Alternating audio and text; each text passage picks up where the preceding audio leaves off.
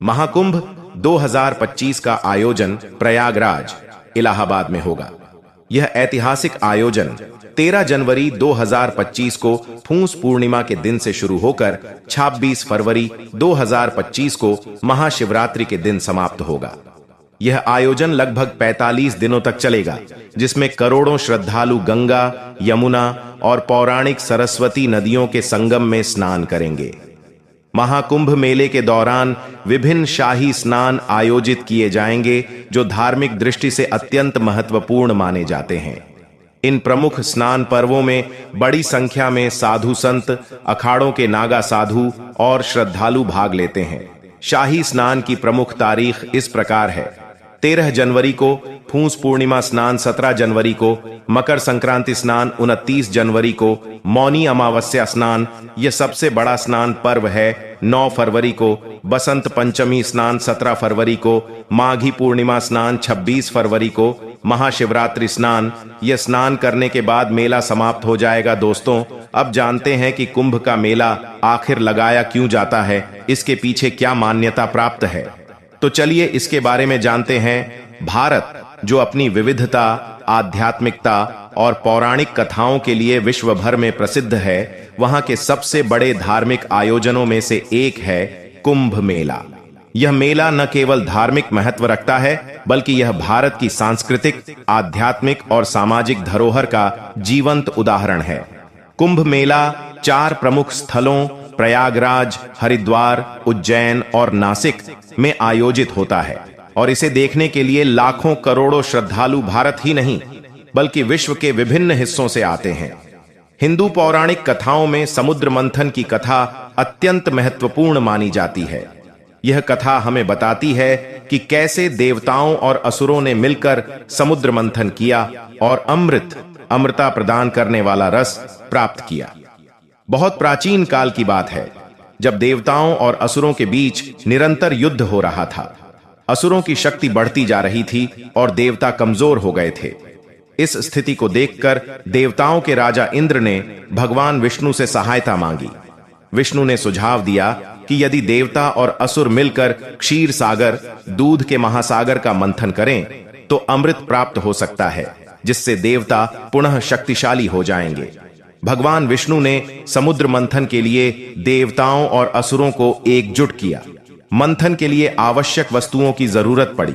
मंथानी के लिए मंदार पर्वत का उपयोग किया गया। रस्सी के लिए नागराज वासुकी को रस्सी के रूप में चुना गया। जब मंदार पर्वत समुद्र में डूबने लगा, तब भगवान विष्णु ने कच्छप, कछुआ अवतार लेकर पर्वत को अपने पीठ पर उठा लिया। मंथन के दौरान समुद्र से 14 अमूल्य रत्न निकले, जिन्हें देवताओं और असुरों ने आपस में बांट लिया। जानते हैं 14 रत्न कौन कौन से हैं? लक्ष्मी, वारुणी मदरा की देवी, कामधेनु गाय, ऐरावत हाथी, कौस्तुभ मणि, कल्पवृक्ष, पारिजात पुष्प, चंद्रमा, शंख, धन्वंतरी, हलाहल विष, अमृत कलश, उच्चैःश्रवा, शराब। यह 14 रत्न निकले। जब अमृत कलश निकला, तो देवताओं और असुरों के बीच इसे प्राप्त करने के लिए तीव्र संघर्ष हुआ। असुर अमृत को लेना चाहते थे, लेकिन विष्णु ने देवताओं की सहायता के लिए मोहिनी अवतार लिया।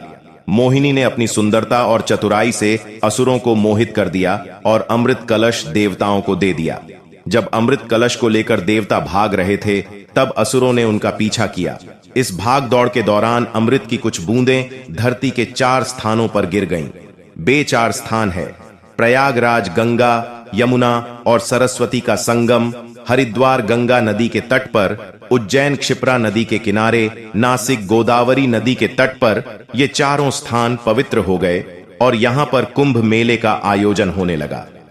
कुंभ मेला केवल पौराणिक कथा तक सीमित नहीं है, बल्कि इसका गहरा ज्योतिषीय महत्व भी है।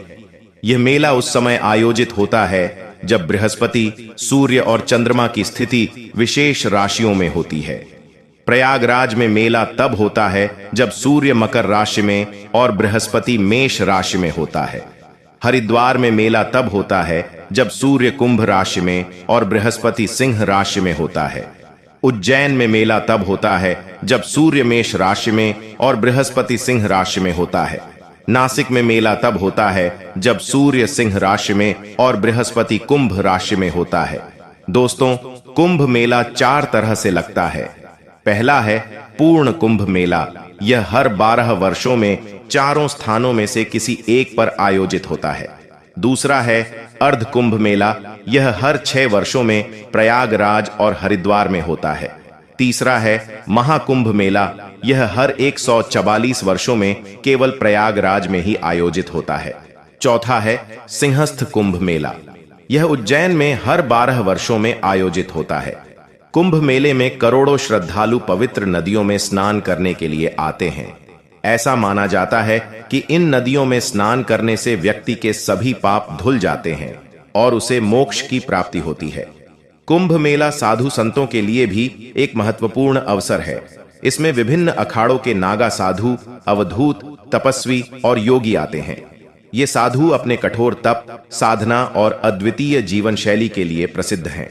कुंभ मेले के दौरान धार्मिक अनुष्ठान, यज्ञ, प्रवचन और सांस्कृतिक कार्यक्रम आयोजित किए जाते हैं। इन कार्यक्रमों के माध्यम से लोग धर्म, आध्यात्मिकता और नैतिक मूल्यों के महत्व को समझते हैं। कुंभ मेला भारत की धार्मिक और सांस्कृतिक विरासत का प्रतीक है। यह न केवल आस्था का मेला है, बल्कि यह मानवता, एकता और आध्यात्मिकता का उत्सव भी है।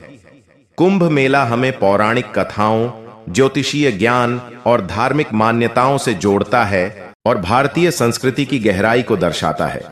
दोस्तों, आशा करता हूं जानकारी अच्छी लगी होंगी ऐसी ही, और जानकारी सबसे पहले पाने के लिए चैनल को सब्सक्राइब जरूर कर लें। धन्यवाद।